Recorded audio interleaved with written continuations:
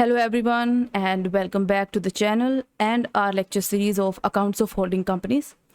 आज हम जिस टॉपिक के बारे में सीखने वाले हैं वो है pre acquisition and post acquisition profits and reserves. आज के टॉपिक के अंदर हम मेनली दो चीज़ें कवर करेंगे। फर्स्ट होगा आपका concept of capital profits and revenue profits और दूसरा होगा अगर होल्डिंग कंपनी सब्सिडरी कंपनी को साल के दौरान अक्वायर करती है, यानी शुरू में नहीं बल्कि साल के दौरान मिड में कहीं या किसी 1 अप्रैल के बाद और 31 मार्च से पहले कभी अक्वायर करती है, सो तब किस तरीके की अकाउंटिंग की जाएगी। तो बेसिकली हमारा main topic pre acquisition and post acquisition period का रहेगा।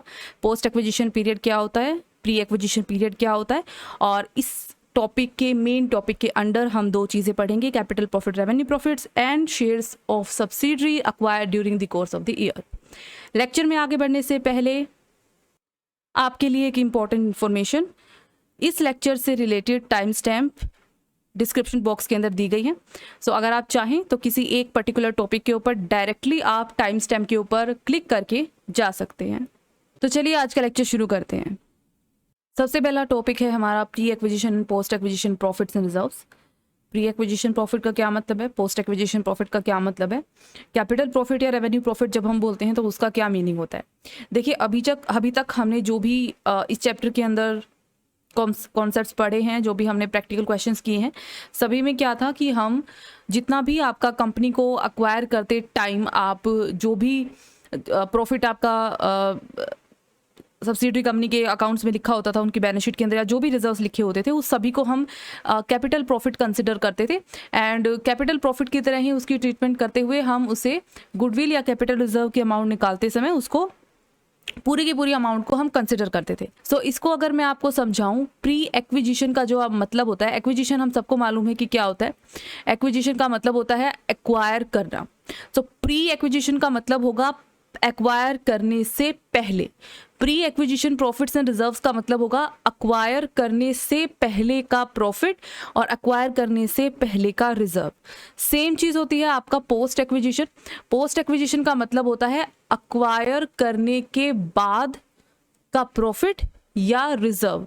सो दो पार्ट्स के अंदर हम सब्सिडरी कंपनी के रिजर्व्स या प्रॉफिट्स को बांटते हैं, अक्वायर करने से पहले और अक्वायर करने के बाद। देखिए एक्विजिशन जब भी आप करते हो शेयर्स का, और जब भी आपकी जो कंसोलिडेटेड बैलेंस शीट बनाई जाती है, उन दोनों की डेट्स में डिफरेंस होता है। प्रैक्टिस के अंदर दोनों सेम टाइम पे नहीं बनती है, ठीक है। ऐसे केस में क्या होता है कि जो आपकी सब्सिडरी कंपनी है उसकी बैलेंस शीट में जो रिजर्व्स या प्रॉफिट होते हैं, वो उसमें से कुछ पार्ट ऐसा होता है जो उसका प्री एक्विजिशन से रिलेटेड है, ठीक है। मतलब आपकी होल्डिंग कंपनी ने मतलब आपकी कंपनी ने उस कंपनी को अक्वायर किया नहीं था, और उससे पहले का उसने जो प्रॉफिट कमा रखा था जो या जो रिजर्व उस कंपनी के पास थे, वो उसकी अपनी बैलेंस शीट के अंदर बैलेंस के तौर पे शो होता है। तो क्या होता है कि आप उसको, अगर आप इसको दोनों को सेम नहीं ले सकते, क्योंकि पोस्ट अक्वायर करने के बाद जब वो आपके अंदर मिल गई, उसके बाद जो प्रॉफिट उस कंपनी ने कमाए या जो रिजर्व्स बने, वो आपके लिए रेवेन्यू आइटम होती है। वो प्रॉफिट्स आपके लिए, होल्डिंग कंपनी के लिए रेवेन्यू प्रॉफिट्स होते हैं, क्योंकि अब जो सब्सिडरी कंपनी है वो आपके पार्ट की तरह काम कर रही है। तो जो भी प्रॉफिट वो कमाएगी आपके लिए वो रेवेन्यू प्रॉफिट है, जैसे आपकी अपनी कंपनी के प्रॉफिट्स है। लेकिन उसकी बैलेंस शीट में अगर उसके पहले से, एक्वायर करने के पहले से कमाए गए जो प्रॉफिट पहले से रखे हुए हैं, वो सारे के सारे कैपिटल प्रॉफिट है, जैसे कि हमने पहले भी देखा था। तो हमें क्या करना पड़ता है, अगर ये दोनों ही चीज़ें pre acquisition and post acquisition की अमाउंट्स सब्सिडरी कंपनी की बैलेंस शीट के अंदर शो करी गई हैं, तो इसे हमें अलग अलग करना पड़ेगा, और दोनों की जो अकाउंटिंग ट्रीटमेंट है वो भी अलग अलग होगी। जो कैपिटल प्रॉफिट आएगा आपका, जो भी रिजर्व या प्रॉफिट की अमाउंट होगी और अमोर्टाइज्ड एक्सपेंसेस वगैरह सबसे एडजस्ट करने के बाद जो भी आपका कैपिटल प्रॉफिट आएगा, इसे हम नॉर्मली जैसे आप गुडविल या कैपिटल रिजर्व निकालने के लिए यूज़ करते हैं वैसे यूज़ करेंगे हम। लेकिन जो रेवेन्यू प्रॉफिट आएगा, इसका हम क्या करेंगे, हम रेवेन्यू प्रॉफिट में से होल्डिंग कंपनी का और माइनॉरिटी शेयर होल्डर्स का हिस्सा अलग अलग करेंगे। होल्डिंग कंपनी का जो रेवेन्यू प्रॉफिट है अब ये रेवेन्यू प्रॉफिट भले ही सब्सिडरी कंपनी की बैलेंस शीट्स के अंदर है, लेकिन क्योंकि सब्सिडरी कंपनी होल्डिंग कंपनी के पार्ट की तरह काम कर रही है, तो होल्डिंग कंपनी का अपना जो रेवेन्यू प्रॉफिट है, ये वाला रेवेन्यू प्रॉफिट उसके रेवेन्यू प्रॉफिट में हम ऐड करके कंसोलिडेटेड बैलेंस शीट के अंदर शो करेंगे। सो pre acquisition and post acquisition profit और कैपिटल प्रॉफिट या रेवेन्यू प्रॉफिट का जो डिफरेंस है वो ये कहता है। अब जो भी हम क्वेश्चन देखेंगे उसमें हमें सबसे पहले ये ध्यान में रखना है कि किस दिन आपकी कंसोलिडेटेड बैलेंस शीट बनाई जा रही है और उससे पहले का सब्सिडरी कंपनी का जो भी प्रॉफिट या रिजर्व का हिस्सा है वो कितना बनता है। सबसे पहले हम इस चीज़ को पार्ट करेंगे, उसके रिजर्व्स को और उसके प्रॉफिट को। सो हम इलस्ट्रेशन देखते हैं। आपका इलस्ट्रेशन नंबर 12 दिया हुआ है। सो इलस्ट्रेशन नंबर 12 के अंदर आपको एच लिमिटेड और एस लिमिटेड की ये आइटम्स दी हुई हैं। Okay, just a minute. ठीक है, देखिए यहाँ पे आपके पास शेयर कैपिटल है, तो सबसे पहले हम यही निकाल लेते हैं कि कितने शेयर्स आपके जो है सब्सिडरी कंपनी के बनते हैं, क्योंकि हमें उसके अकॉर्डिंग अपनी होल्डिंग कंपनी और माइनॉरिटी शेयर होल्डर्स जो है उनका जो अलग अलग रेशो है वो निकालना पड़ेगा। सो 10 लाख शेयर्स हैं आपके सब्सिडरी कंपनी के और 100 रुपये का एक शेयर है, तो इसका मतलब है टोटल 10,000 शेयर्स हैं। और हमारे होल्डिंग कंपनी ने हम अपने आप को होल्डिंग कंपनी मान के चलेंगे, तो हमने जो है इनके 7500 शेयर्स खरीद रखे। सो इसका मतलब होता है कि होल्डिंग कंपनी के पास 75% की होल्डिंग है सब्सिडरी कंपनी की, हमने उनकी परचेज की है 9,50,000 रुपीज़ पे करने के बाद। तो एक चीज़ तो ये क्लियर हो गई है। उसके बाद सारी एसेट वगैरह सब दिया हुआ है। जनरल रिजर्व दे रखा है आपके पास, सरप्लस दिया हुआ है, सरप्लस का आपका पॉजिटिव बैलेंस है, तो इसका मतलब प्रॉफिट है ये पूरा का पूरा। ओके, अनअमोर्टाइज एक्सपेंस दे रखे हैं, तो हमें मालूम है इसका क्या करना है, कैपिटल प्रॉफिट में से ये डिडक्ट होता है। Then shares of S limited were acquired by H limited. ठीक है, अब देखिए इस चीज़ को ध्यान से देखना है। आपने शेयर जब अक्वायर किए थे एस लिमिटेड के, तब डेट थी 1 अप्रैल 2015। ओके, इस डेट के ऊपर जनरल रिजर्व और statement of profit and loss जो था एस लिमिटेड का, उसने वो ऑलरेडी एक बैलेंस शो कर रहा था 2,20,000 एंड 20,000 का। सो यानी जिस दिन आपने अक्वायर किया एस लिमिटेड को, उस दिन एस लिमिटेड की बैलेंस शीट में पहले से ही 2,20,000 का रिजर्व था और 20,000 रुपये का प्रॉफिट शो कर रहा था। अब आपका सब्सिडरी बनने के बाद तो उसने ये रिजर्व कमाया नहीं है, उसी दिन इतना रिजर्व और इतना प्रॉफिट वो नहीं कर सकती। इसका मतलब क्या है कि सब्सिडरी कंपनी के पास खुद का पहले से एक्विजिशन से पहले का उसका अपना रिजर्व और अपना प्रॉफिट उस टाइम पे ये था। ओके, सो सीधी सी बात है, ये प्री एक्विजिशन का रिजर्व एंड प्रॉफिट है। अनअमोर्टाइज एक्सपेंसेस है वो आपने राइट ऑफ नहीं किए हैं अभी तक। इस पूरे ईयर के अंदर आपको कंसोलिडेटेड बैलेंस शीट बनानी है और कंसोलिडेटेड बैलेंस शीट बनानी है आपको 31 मार्च 2016 को। सो जिस ईयर की हम यहाँ पे बात कर रहे हैं वो ईयर है आपका 2015 एंड 2016 का। अभी हमें करना क्या है, आप देख सकते हो कंसोलिडेटेड बैलेंस शीट बनाने की डेट और एक्विजिशन की डेट दे रखी है आपको बोल रखा है कि जिस दिन अक्वायर किया है उससे पहले से ही सब्सिडरी कंपनी की बैलेंस शीट में इतना इतना बैलेंस शो किया जा रहा था, पहले से ही था। सो अभी हम क्या करेंगे, इसको 2 पार्ट के अंदर डिवाइड करेंगे और ये बहुत ईजी है। इसमें आप देखोगे सबसे पहले हम क्या करेंगे, इस तरीके से हम लिखेंगे प्री एक्विजिशन, ये आप नोट के अंदर बना सकते हो, एंड पोस्ट एक्विजिशन। ठीक है, अभी हमें क्या करना है, जनरल रिजर्व, मेन अपनी जनरल रिजर्व और प्रॉफिट का ही यहाँ पे है, तो जनरल रिजर्व एंड प्रॉफिट लिख लिया हमने, क्योंकि हमें क्वेश्चन में पहले से ही बता रखा है, हमें मालूम है प्री एक्विजिशन यानी 1 अप्रैल को जो बैलेंस है वो ऑब्वियसली बात है 31 मार्च 2015 को जो बैलेंस शीट बनाई होगी सब्सिडरी कंपनी ने उसके अंदर वो आया होगा। ठीक है, तो 2,20,000 तो जनरल रिजर्व का बैलेंस है और 20,000 रुपये का प्रॉफिट ऑलरेडी शो कर रहा है, तो ये प्री एक्विजिशन का है, इसमें कोई डाउट नहीं है। देन वो क्या कह रहे हैं, आपके पास अब 31 मार्च 2016 को सब्सिडरी कंपनी की बैलेंस शीट में जो टोटल बैलेंस दिया हुआ है वो है 2,80,000। ठीक है, 1 अप्रैल 2015 को सब्सिडरी कंपनी की बैलेंस शीट में ये बैलेंस था। 31 मार्च 2016 को सब्सिडरी कंपनी की बैलेंस शीट में 2,80,000 के जनरल रिजर्व है और 90,000 के प्रॉफिट का बैलेंस है। ओके, यानी बीच में कुछ हुआ है, प्री एक्विजिशन से पहले इतना था, एक्विजिशन करने के बाद कुछ बढ़ोतरी हुई है कि अब ईयर के एंड में 31 मार्च 2016 को जनरल रिजर्व का बैलेंस 2,80,000 हो गया है और आपके प्रॉफिट का बैलेंस 90,000 हो गया है।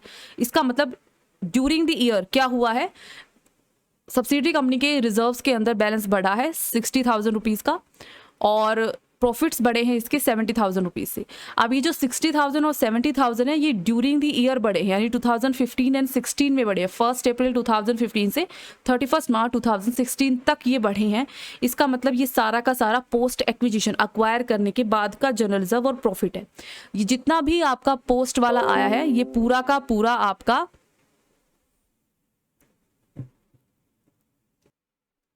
रेवेन्यू प्रॉफिट है। सो हम इसको लिख लेंगे, ये आ जाएगा आपका 1,30,000। ये पूरा आपका रेवेन्यू प्रॉफिट है।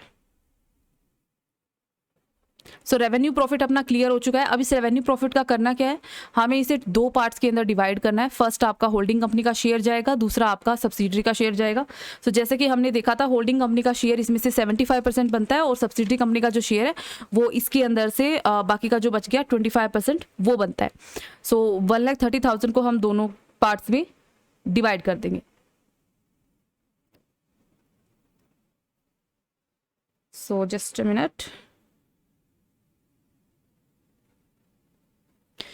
होल्डिंग कंपनी का जो आपका इसका हिस्सा आएगा वो आएगा 97,500, और जो माइनॉरिटी इंटरेस्ट आएगा आपका वो आएगा 32,500। सो ये तो हो गया आपका रेवेन्यू प्रॉफिट। अभी हम कर रहे हैं कैपिटल प्रॉफिट। अब देखिए कैपिटल प्रॉफिट कैसे आएगा आपका। सबसे पहली बात तो, क्योंकि आपको पता है अनअमोर्टाइज एक्सपेंसेस आपके माइनस होते हैं, डिडक्ट होते हैं, तो सबसे पहले तो बैलेंस निकाल लेते भी। क्या बैलेंस था हमारे पास, 2,40,000 का बैलेंस था हमारे पास, ठीक है।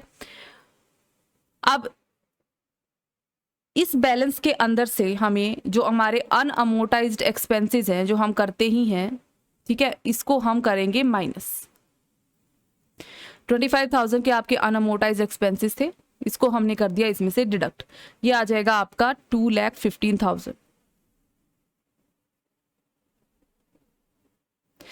2,15,000 हमारे पास कैपिटल प्रॉफिट है। ओके, अब इस कैपिटल प्रॉफिट को हमें 2 पार्ट्स में डिवाइड करना है। एक तो होल्डिंग कंपनी का पार्ट है और एक आपका माइनॉरिटी इंटरेस्ट है। अगर मैं इसमें से होल्डिंग कंपनी का पार्ट निकाल देती हूँ, 2,15,000 का 75%, ये आएगा आपका 1,61,250। और जो माइनॉरिटी वालों का पार्ट है, अगर आपका इसका 1/4 निकाल लेते हो या फिर आपका इसका 25% निकाल लेते हो, ये आएगा 53,750 रुपीज़। सो हमारे पास दोनों चीज़ें आ गई, रेवेन्यू प्रॉफिट आ गया, कैपिटल प्रॉफिट आ गया। कैपिटल प्रॉफिट मतलब pre acquisition profit, and revenue profit मतलब पोस्ट एक्विजिशन प्रॉफिट। और हमने दोनों को, होल्डिंग और माइनॉरिटी दोनों में बांटा है, क्योंकि दोनों ही शेयर होल्डर्स है और प्रॉफिट के ऊपर दोनों का ही राइट है। अब हमें निकालना है गुडविल या कैपिटल रिजर्व, क्या बनेगा अपना। सो गुडविल या कैपिटल रिजर्व निकाल लेंगे हम। तो सबसे पहले हम देख लेंगे कि हमारे पास इन्वेस्टमेंट कितनी है, हमने कितना टोटल इन्वेस्टमेंट किया है। तो आपने देखा था 7,500 शेयर खरीदे थे आपने, 9,50,000 की पेमेंट करी। इसके बदले में हमें जो मिला है, एक तो शेयर्स, दूसरा क्योंकि हमने कैपिटल प्रॉफिट निकाला है। अभी कैपिटल प्रॉफिट में देखो, जब भी हम गुडविल या कैपिटल रिजर्व निकालते हैं तो हम क्या करते हैं, शेयर जितनी वैल्यू के मिल रहे हैं हमें वो लेते हैं, जनरल रिजर्व जितनी वैल्यू का मिल रहा है वो लेते हैं, प्रॉफिट जितनी वैल्यू का मिल रहा है वो लेते हैं। साथ ही साथ हम उसमें से अनअमोर्टाइज एक्सपेंसेस को, होल्डिंग कंपनी का जो भी हिस्सा है उसको माइनस कर देते हैं, ठीक है। या तो आप ये जो कैलकुलेशन है जो हमने यहाँ की है, चाहे आप चाहो तो यहाँ ये कैलकुलेशन कर सकते हो, मतलब हर एक चीज़ का, जनरल रिजर्व का, प्रॉफिट्स का और अनअमोर्टाइज्ड एक्सपेंसेस का 75% आप यहाँ पे लेकर और शेयर्स की वैल्यू में ऐड करके आप आराम से यहाँ पे निकाल सकते हो। या फिर आप देखोगे हमने ऊपर जब कैपिटल प्रॉफिट्स निकाले तो हमने सेम चीज़ किया, हमने जनरल रिजर्व लिया, हमने प्रॉफिट लिया, हमने अनअमोर्टाइज्ड एक्सपेंस लिया, हमने यहाँ टोटल लिया है, लेकिन उसके बाद हमने इस टोटल को होल्डिंग कंपनी और माइनॉरिटी में डिवाइड किया है। सो हमारे पास होल्डिंग कंपनी का एक पार्ट आ गया। अगर आप यहाँ पे निकालोगे अलग अलग इंडिविजुअल, तो उसमें भी आपका लास्ट बैलेंस इतना ही आने वाला है। लेकिन क्योंकि हमने कैपिटल प्रॉफिट ऑलरेडी निकाला ही हुआ है होल्डिंग कंपनी का, सो उसकी हमें रिक्वायरमेंट नहीं है। आप चाहो तो वैसे भी कर सकते हो। सो यहाँ पे 1,61,250 आपका कैपिटल प्रॉफिट का हिस्सा है। शेयर जो हमने खरीदे हैं 10 लाख रुपीज़ के, इसका 75% हमने लिया है, होल्डिंग कंपनी के पास जो है शेयर इसका। सो 7,50,000 हमारे पास इसका शेयर है। 7,50,000 प्लस 1,61,250, यह हो जाएगा आपका 9,11,250। अब इतने रुपए आपने पे करे हैं, ये हमारी पेमेंट है, ठीक है। और इसके बदले में हमने जो भी आपको रिसीव हुआ है वो हुआ है ये। सो इसका मतलब जो बाकी का पैसा जो आपने एक्स्ट्रा दिया है वो गुडविल के नाम का दिया है, सो गुडविल आपकी हो जाएगी 9,50,000 माइनस 9,11,250, ये बनेगा आपका 38,750। तो गुडविल हमारी निकल गई। ओके, अब बारी आती है दूसरी चीज़ के ऊपर, बहुत ही इंपॉर्टेंट चीज़ है जो माइनॉरिटी इंटरेस्ट। माइनॉरिटी इंटरेस्ट निकाल लेते हैं। माइनॉरिटी इंटरेस्ट में आपको क्या करना होगा, अभी एक चीज़ और मैं आपको बता दूं, जैसे कि मैंने आपको बताया था होल्डिंग कंपनी का जो शेयर कैपिटल प्रॉफिट में से होता है वो तो हम गुडविल या कैपिटल रिजर्व निकालते समय यूज़ करते हैं, लेकिन जो रेवेन्यू प्रॉफिट में होल्डिंग कंपनी का शेयर होता है इसका हम क्या करते हैं, होल्डिंग कंपनी का अपना जो प्रॉफिट होता है जो आपको बैलेंस शीट के अंदर दे ही रखा होता है, यहाँ पे जैसे यहाँ पे होल्डिंग कंपनी का प्रॉफिट का जो शेयर है वो 2 लाख रुपीज़ का है। सो इसके अपने जो प्रॉफिट का शेयर है वो भी इसका रेवेन्यू प्रॉफिट है, तो कंसोलिडेटेड बैलेंस शीट बनाते समय हम उसके अंदर इस रेवेन्यू प्रॉफिट के पार्ट को ऐड कर देते हैं। सो इसकी एंट्री जो है डायरेक्ट आपकी कंसोलिडेटेड बैलेंस शीट के अंदर हो जाती है। जहाँ तक बात आती है माइनॉरिटी इंटरेस्ट की, सो माइनॉरिटी इंटरेस्ट को हम कैसे निकालेंगे, शेयर्स में इनका हिस्सा, तो 10 लाख रुपीज़ में 25% हो जाएगा इनका 2,50,000। देन आप क्या कर सकते हो, ये शेयर होल्डर है, होल्डिंग कंपनी की तरह ही, उसके शेयर होल्डर्स की तरह ही इनका कैपिटल प्रॉफिट में भी हिस्सा है और इनका रेवेन्यू प्रॉफिट में भी हिस्सा है। क्योंकि माइनॉरिटी शेयर होल्डर्स का रेवेन्यू प्रॉफिट का हिस्सा कंसोलिडेटेड बैलेंस शीट में अलग से कुछ शो नहीं होता, पूरा का पूरा बैलेंस इनका एज माइनॉरिटी इंटरेस्ट शो किया जाता है कंसोलिडेटेड बैलेंस शीट में। सो हम यहाँ क्या करते हैं, कैपिटल प्रॉफिट में जो भी इनका राइट बनता है 53,750 हमने निकाला हुआ है, और रेवेन्यू प्रॉफिट इसमें भी जो भी इनका राइट बनता है हमने यहाँ पे कैलकुलेट कर रखा है पहले से ही 32,500। ओके, इसको हम क्या करेंगे, तीनों को हम ऐड कर लेते हैं। तीनों को ऐड करने के बाद अपने पास आ जाएगा 3,36,250, ये हो जाएगा आपका minority interest.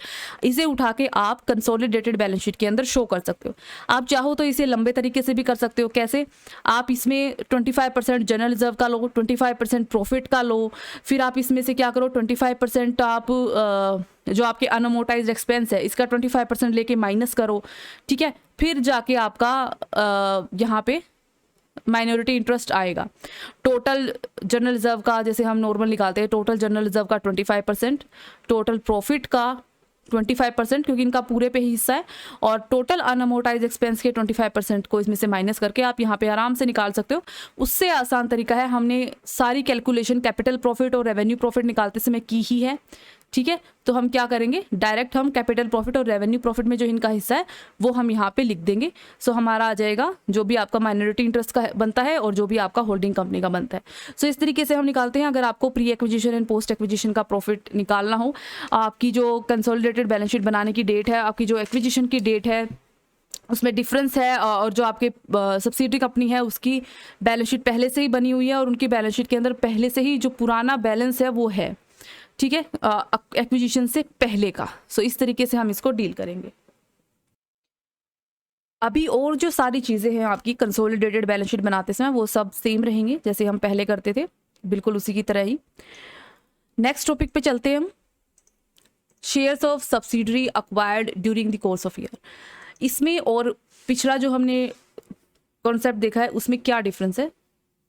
Shares of subsidiary acquired during the course of the year, इसके अंदर भी हम pre acquisition and post acquisition profit and reserve की बात करेंगे।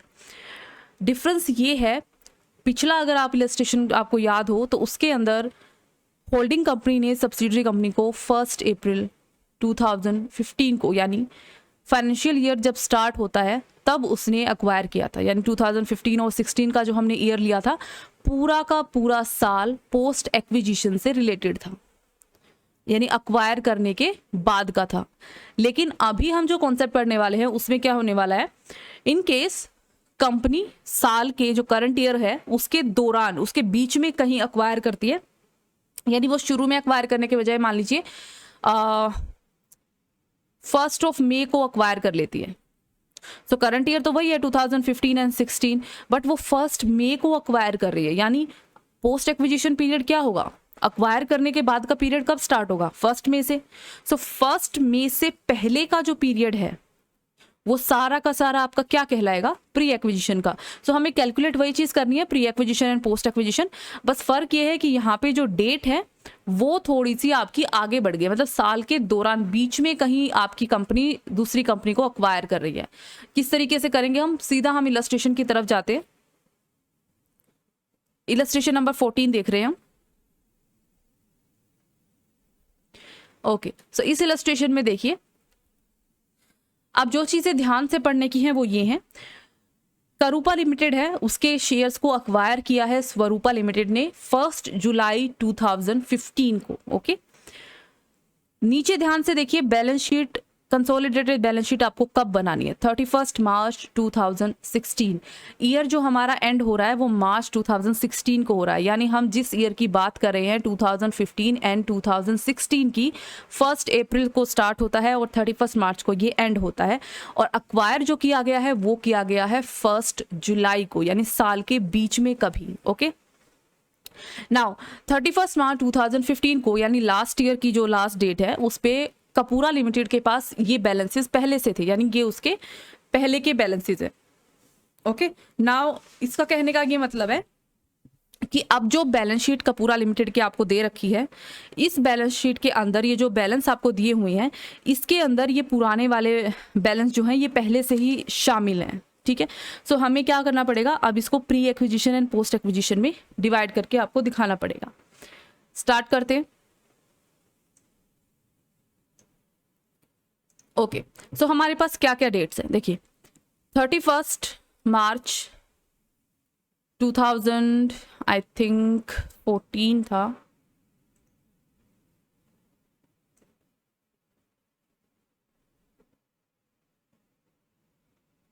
ओके, 2015 है। ठीक है, सो 31 मार्च 2015 एक डेट है हमारे पास, जिस डेट को पहले से ही जनरल रिजर्व एंड प्रॉफिट का बैलेंस जो आपका कपूरा लिमिटेड है, यानी जो सब्सिडरी कंपनी है, उसका दिया हुआ है।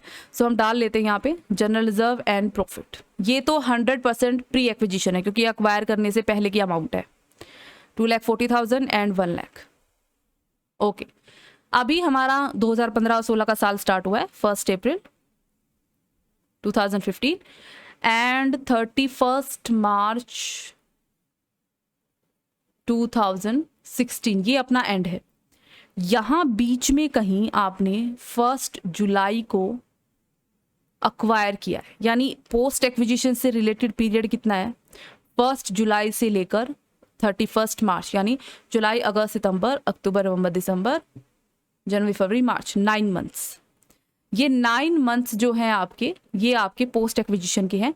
इससे पहले के 1 अप्रैल तक के जो मंथ हैं, यानी अप्रैल, मई और जून, 3 मंथ्स जो हैं ये आपके क्या हैं? Pre acquisition. प्री एक्विजिशन इसलिए हैं क्योंकि अक्वायर करने से पहले के मंथ है। अब यहाँ पे आप देख रहे हो दो आपको चीज़ें दिख रही हैं, 3 एंड 9। ये क्या है? ये रेशो है। बेसिकली देखिए, आपके पास जो अमाउंट दे रखी है ना ये कपूरा की, यहाँ पे जो आपको जनरल रिजर्व दिया हुआ है 3 लाख रुपीज़ का, और 2 लाख रुपीज़ का आपको जो प्रॉफिट दिया हुआ है, सरप्लस जो भी है आपका, ये आपका टोटल बैलेंस है। ओके, ये आपका टोटल बैलेंस है जो कि 31 मार्च 2016 को आपका स्टैंड करता है आपकी सब्सिडरी कंपनी की बैलेंस शीट में। तो सबसे पहले हम ये डाल लेंगे 3 लाख एंड 2 लाख। अब ध्यान देने वाली बात ये है, इस 3 लाख और 2 लाख में ये वाला जो हिस्सा है आपका 2,40,000 और जो ये 1 लाख है, ये इसके अंदर इंक्लूडेड है। ओके, सो इसका मतलब क्या है? ये करंट ईयर से जो पहले का पार्ट है दोनों का, करंट ईयर के दौरान आपकी जो ये कंपनी है सब्सिडरी कंपनी, इसने कितना कमाया है, प्रॉफिट जो इसने कमाया है वो कमाया है 1 लाख, और जो जनरल रिजर्व के अंदर जो है इसका जो बढ़ा है बैलेंस, वो बढ़ा है 60,000 का, क्योंकि पहले 240 था, उससे बढ़ के ये 3 लाख हो गया, तो 60,000 का यानी साल के दौरान हुआ है। ओके, अभी एक बात ध्यान रखना, सब्सिडरी कंपनी का, जब होल्डिंग कंपनी का हमने कॉन्सेप्ट पढ़ा था तो उसमें बताया था सब्सिडरी कंपनी जो है वो नई कंपनी नहीं बनती है, वो कंपनी काम अपना जारी रखती है, बस अब वो किसी दूसरी कंपनी के अंडर काम कर रही है, मतलब उसके एक पार्ट की तरह काम कर रही है। सो ऑब्वियसली उसकी बैलेंस शीट में जो पहले से बैलेंस रखा हुआ है वो गायब तो होगा नहीं, वो होगा। तो 240 आपके पास पहले से था, उसके अंदर करंट ईयर में 60,000 और बढ़ गए, और ये 60,000 जब बढ़े हैं, इसमें से कुछ उस ड्यूरेशन में बढ़े हैं जो आप जब किसी कंपनी ने आपको एक्वायर कर लिया था। अब हमें वो ड्यूरेशन निकालनी है। सो ये टोटल हो गया आपका 1,60,000। अब ये जो 1,60,000 हुआ है, ये करंट ईयर का जनरल रिजर्व एंड प्रॉफिट का बैलेंस है, बट ये पोस्ट एक्विजिशन नहीं है। क्यों? क्योंकि इस करंट ईयर में 3 महीने आपके प्री एक्विजिशन से रिलेटेड है, क्योंकि कि आपकी कंपनी ने सामने वाली कंपनी को 1 जुलाई को जाकर अक्वायर किया है। सो 1,60,000 हालांकि सब्सिडरी कंपनी ने करंट ईयर में कमाया है, लेकिन इस करंट ईयर में भी अक्वायर करने के बाद जो कमाया है वो सिर्फ इन 9 मंथ्स के दौरान कमाया है। शुरू के 3 मंथ्स के दौरान जो भी इस कंपनी ने कमाया है इस 1,60,000 में से, वो पूरा का पूरा आपकी प्री एक्विजिशन का है, मतलब वो तब तक होल्डिंग कंपनी आई नहीं थी। सो अब हम इसे रेशो के अंदर डिवाइड कर देंगे 3:9 के रेशो में। सो जो 3 वाला पार्ट बनेगा वो आपका पोस्ट प्री एक्विजिशन के अंदर ऐड हो जाएगा। सो 1,60,000 का अगर आप 3/12 करोगे तो ये आएगा आपका 40,000 रुपीज़। ये जो 40,000 रुपीज़ है ये आपका प्री एक्विजिशन का प्रॉफिट एंड जनरल रिजर्व का बैलेंस है। इसे हम क्या करेंगे, जो हम कैपिटल प्रॉफिट अपना निकाल रहे हैं उसके अंदर हम इसको ऐड कर देंगे। तो अभी हमारा जो कैपिटल प्रॉफिट टोटल बनेगा वो बन जाएगा यहाँ पे 380। ओके, नाउ अब इसका जो बाकी 9 मंथ्स का है, यानी अक्वायर करने के बाद के 9 मंथ्स के अंदर आपने जो कमाया है इस 1,60,000 में से, वो है 1,20,000। अब ये 1,20,000 क्या है, ये 1,20,000 प्योरली रेवेन्यू प्रॉफिट है, क्योंकि ये अक्वायर करने के बाद कमाया गया प्रॉफिट है। रिजर्व्स में भी जो पैसा आप डालते हो प्रॉफिट्स में से ही डालते हो, तो ऑब्वियसली प्रॉफिट में से ही निकाल के आपने रिजर्व में पैसा डाला है। सो ये पूरा का पूरा 120 जो है जनरल रिजर्व और प्रॉफिट्स का हिस्सा जो टोटल है ये आपका रेवेन्यू प्रॉफिट है। अब इसे हम 2 पार्ट्स के अंदर डिवाइड करेंगे, सेम वही चीज़ है। पहला पार्ट आपका होल्डिंग कंपनी का जाएगा और दूसरा पार्ट आपका माइनॉरिटी का जाएगा। सो होल्डिंग कंपनी का हम अभी देख लेते हैं कि हमने कितने शेयर्स उनके परचेज करें, जिसके बेसिस के ऊपर हम इनको डिवाइड करने वाले हैं। तो हमने जो परचेज करे हैं 45,000 शेयर्स हमने परचेज करे हैं। 15 लाख के टोटल इनकी कैपिटल है। सो 15 लाख डिवाइडेड बाय 20 ये बनती हैं 75,000। 75,000 में से 45,000 हमने परचेज कर लिए हैं, इसका मतलब हमने 60% शेयर्स इनके परचेज किए हैं। सो होल्डिंग कंपनी के पास जो बैलेंस जाएगा इसमें से वो जाएगा 60%, और जो माइनॉरिटी इंटरेस्ट का हिस्सा है वो है आपका 40%। ओके, सो 1,20,000 का आप 60 और 40 के अंदर यहाँ पे हम इसको डिवाइड कर लेंगे। सो अभी कर लेते हैं, ये हो जाएगा 72,000। अब ये 72,000 कहाँ जाएगा, कंसोलिडेटेड बैलेंस शीट के अंदर आप इसे होल्डिंग कंपनी का जो खुद का रेवेन्यू प्रॉफिट है 7 लाख रुपीज़ का, उसके अंदर इसे ऐड कर दोगे। और जो ये बाकी का 40% है ये माइनॉरिटी इंटरेस्ट निकालते समय हम इसको ऐड करेंगे। अब बात आती है आपके कैपिटल प्रॉफिट की। सो कैपिटल प्रॉफिट हमने टोटल तो निकाल ही लिया, लेकिन आपको पता है अनअमोर्टाइज्ड एक्सपेंसेस होते हैं जो हम कैपिटल प्रॉफिट में एडजस्ट करते हैं। ठीक है, तो अनअमोर्टाइज्ड एक्सपेंस जो है आपके पास, जो आपने अभी तक राइट ऑफ नहीं किए हैं, ये आपको क्वेश्चन के अंदर दे रखे हैं। टोटल जो आपके अनअमोर्टाइज्ड एक्सपेंस हैं वो हैं 10,500 रुपीज़। सो इसको हम ओबियसली इसमें से माइनस कर देंगे। टोटल हम इसलिए माइनस कर देंगे क्योंकि हम शुरू में टोटल को करके और फिर बाद में इसको हम माइनॉरिटी और उसमें बांटेंगे होल्डिंग में। सो ये आ जाएगा आपका 3,69,500 रुपीज़। इसे हम 2 पार्ट्स में डिवाइड करेंगे। ये हमारा है कैपिटल प्रॉफिट, इसे भी हम 2 पार्ट्स के अंदर डिवाइड कर देंगे, होल्डिंग का और माइनॉरिटी का। सो होल्डिंग का हिस्सा इसमें से हो जाएगा 60%, ये आएगा अपने पास 2,21,700, और बाकी का 40% आपका चला जाएगा माइनॉरिटी के पास 1,47,800। अभी हमें क्या निकालना है, कैपिटल प्रॉफिट और रेवेन्यू प्रॉफिट एक बार निकल गया और डिवाइड हो गया, उसके बाद हमें निकालनी होती है गुडविल या कैपिटल रिजर्व। ओके, सो सबसे पहले हम देखते हैं कि हमने कितनी इन्वेस्ट किया। सो हमारी जो इन्वेस्टमेंट है इस कंपनी के अंदर वो इन्वेस्टमेंट है 11 लाख रुपीस की। ओके,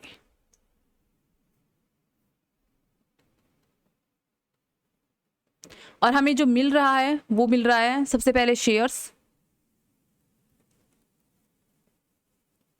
सो 15 लाख की इसकी कैपिटल है, शेयर कैपिटल। 15 लाख में से 60% हमें मिल रहा है, यानी 9 लाख रुपीस के शेयर्स। साथ ही साथ कैपिटल प्रॉफिट का हिस्सा 60% जो भी हमारा बनता था 2,21,700 रुपीज। सो प्लस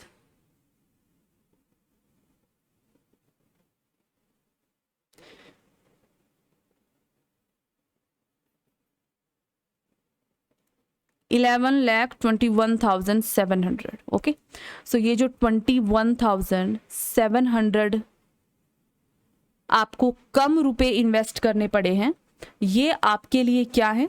ये आपके लिए है कैपिटल रिजर्व। अगर सिंपल लैंग्वेज में बोलूं तो 11 लाख रुपए देके आपको 11,21,700 रुपए की चीज मिली है।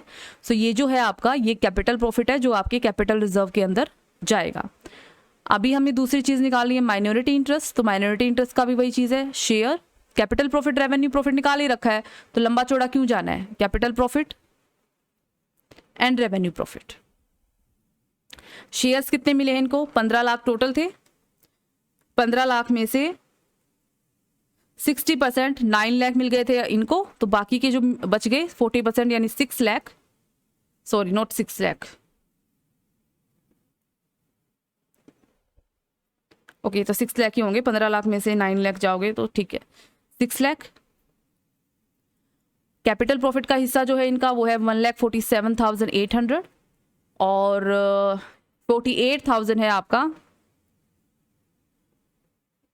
ये वाला हिस्सा। ठीक है, इसको हम कर देंगे टोटल, ये आ जाएगा 7,95,800 रुपीज। ये आपका निकल गया माइनॉरिटी इंटरेस्ट। बाकी की सारी चीजें आपकी कंसोलिडेटेड बैलेंस शीट बनाते समय बिल्कुल सेम रहेंगी। मेन कॉन्सेप्ट जो है इसका वो ये है। और मैं आपको ये कहूंगी कि आप जिस तरीके से मैंने ये छोटी सी टेबल से बना रखी है, आप इस तरीके से बनाएंगे, क्योंकि इस तरीके से बनाने में ना आपको समझ में आएगा। सबसे पहले नोट्स में आप यही क्लियर कर लो अपने दिमाग के अंदर कि प्री एक्विजिशन का पीरियड कितना है और पोस्ट एक्विजिशन का पीरियड कितना है। प्री एक्विजिशन के शुरू के जो सब्सिडरी कंपनी है उसके लास्ट ईयर का बैलेंस कितना दिया हुआ है, और अभी की जो बैलेंस शीट आपने बनाई है उसमें टोटल बैलेंस कितना दिया हुआ है। उन दोनों का जो डिफरेंस होगा वो आपने करंट ईयर में कमाया होगा। आप जो करंट ईयर में कमाया है वो पूरा का पूरा करंट ईयर आपका पोस्ट एक्विजिशन है, यानी आपने 1 अप्रैल को ही अक्वायर कर लिया था। अगर 1 अप्रैल को कर लिया होता तो पूरा अपना पोस्ट एक्विजिशन का पीरियड होता, पूरा 1,60,000 आपका पोस्ट एक्विजिशन का प्रॉफिट होता, यानी रेवेन्यू प्रॉफिट होता।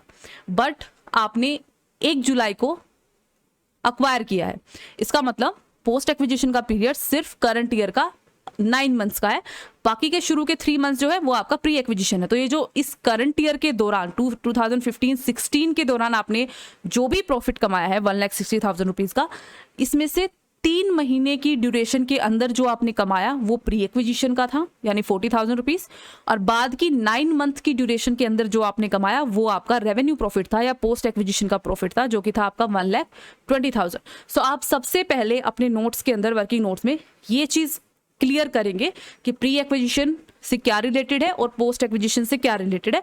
फिर आपका कैपिटल प्रॉफिट और आपका रेवेन्यू प्रॉफिट बड़े ही इजीली निकल जाएगा, और दोनों को आप होल्डिंग एंड माइनॉरिटी के अंदर डिवाइड करके फिर गुडविल और माइनॉरिटी इंटरेस्ट बड़े ही आसानी से निकाल लोगे। सो आज के लेक्चर में हम इतना ही देखेंगे। आई होप आपको ये लेक्चर पसंद आया हो। अगर पसंद आया है तो प्लीज लाइक कीजिए और चैनल को सब्सक्राइब कीजिए। अब मिलेंगे नेक्स्ट लेक्चर में। Thank you so much.